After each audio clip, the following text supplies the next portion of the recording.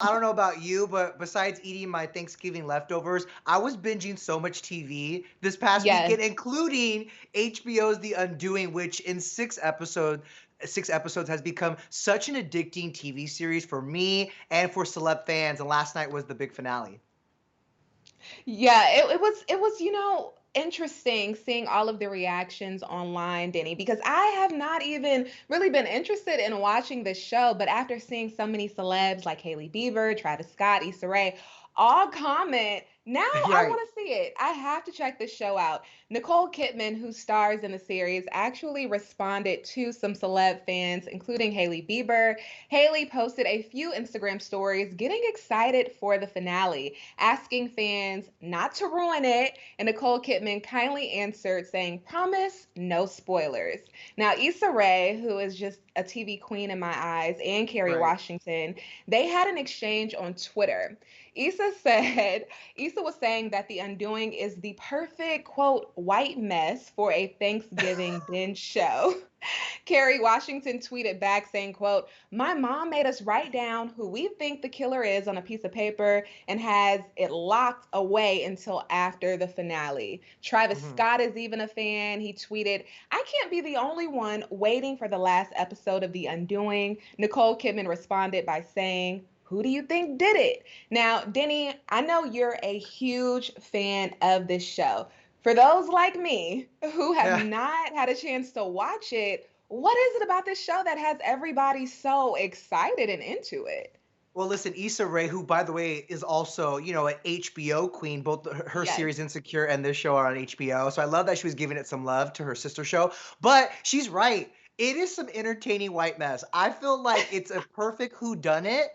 But it's also it takes you out of like our reality because these are I mean Hmm. literally it's a crime thriller involving these affluent New Yorkers from the Upper East Side. There's a murder, and like I said, it's just a classic whodunit. And I think the reason why people are so invested or were so invested in this show is because you really are trying to piece it together yourself and figure out who killed this person.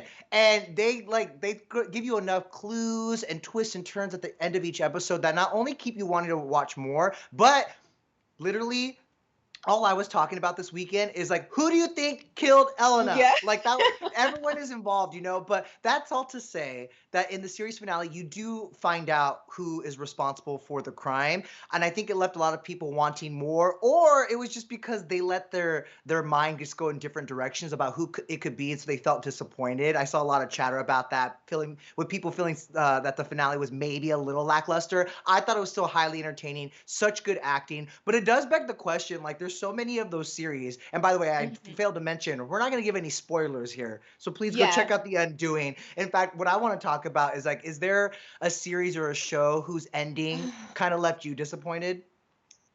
That's a hard question. I have great taste. No, I'm just playing. most of the series, Yes. most of the series, I really have not been that disappointed. But there are a few series that I feel like universally disappointed the fans. Game of Thrones being one of those season finales.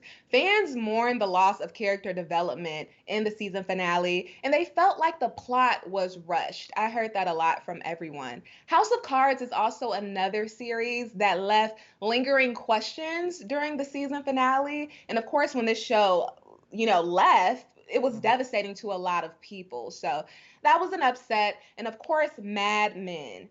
Fans felt the finale was rushed by urgency and left people feeling dangled. So And for me, it was tough to find a specific show personally, but those are ones I feel like, we all kind of can agree on.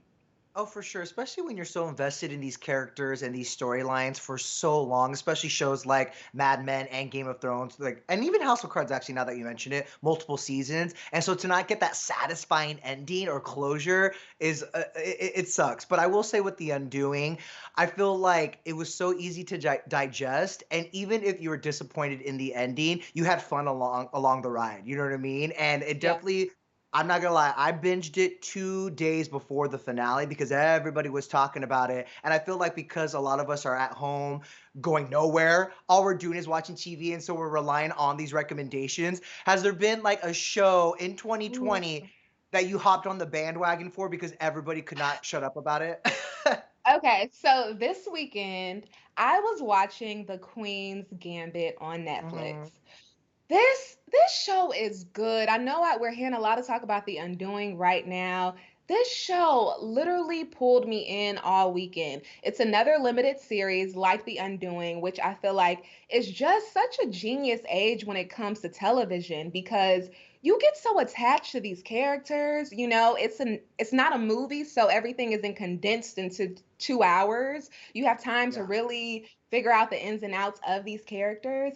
And I left the show missing Beth, who was the main character, Elizabeth. The next day after I binged it, I was just sitting there like, I miss Now her. what? I need Yeah. more. It's such a great show. I'm not really into chess, but it made me want to learn so much more about the game. But above Mhm. that, without giving anything away, you really see how severe childhood trauma turns people into these mad geniuses. We see all these greats that we've experienced during our lifetime, and I mean in previous lifetimes as well, but a lot of the times they're great because they had such major trauma as a child. So it's a mind game, Ooh, but you they really had you fall in love with thinking, the huh? character. Yeah, it really Yeah. does. I wish mine was as methodical as yours, but mine was Emily in Paris.